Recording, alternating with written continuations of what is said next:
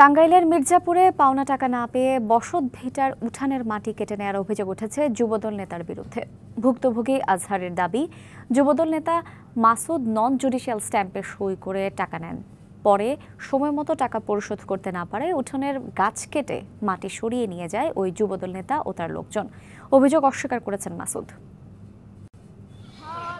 এই গভীর গর্ত পুকুর বা সেখানে মাছ চাষের জন্য নয়। এটি টাঙ্গাইলের মির্জাপুরের আজগোনা ইউনিয়নের ভালুকচালা গ্রামের প্রতিবন্ধী সন্তানের হতবাগা বাবা আজহার মিয়ার বসতভিটার উঠান।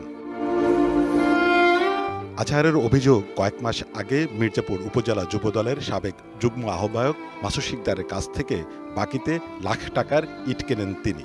নির্ধারিত তারিখে টাকা পরিশোধ করতে না পারায় গত সপ্তাহের বৃহস্পতিবার ও শুক্রবার রাতে জোরপূর্বক 30 ফুট গভীর করে মাটি কেটে নেন ওই নেতা।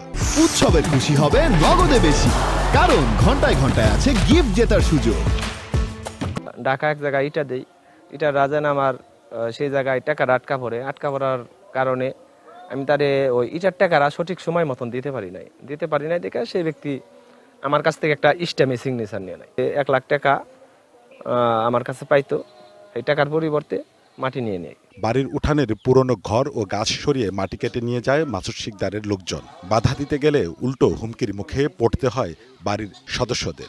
অনেক হুমকি দামকি দেয়, বাড়িতে এসে করে লোকজন নিয়ে এসে কেউ বলছে যে প্রেসিডেন্ট আসলে আমি কারো কথাই শুনবো না, আমি মাটি আজকে নিবই। তখন ওরা বেকু নিয়ে এসে গাড়ি নিয়ে এসে মাটি কেটে নিয়ে যায়। টাকা পাইতো এর কাছে, তার মাটি কেটে নিছে।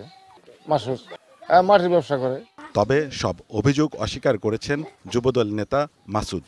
সাক্ষীরা দিচ্ছে আমাদের সম্পূর্ণ দলীয়ভাবে হেয় প্রতিপন্ন করার জন্য এই ঘটনা ঘটছে, অন্য লোকের বুদ্ধিতে, একটা কুচক্রী মহল আছে তাদের বুদ্ধিতে। অভিযোগ পেলে ব্যবস্থা নেওয়ার কথা জানিয়েছে police.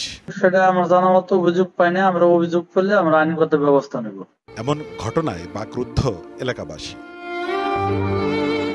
Sohel Talukdar, DBC news, Tangail.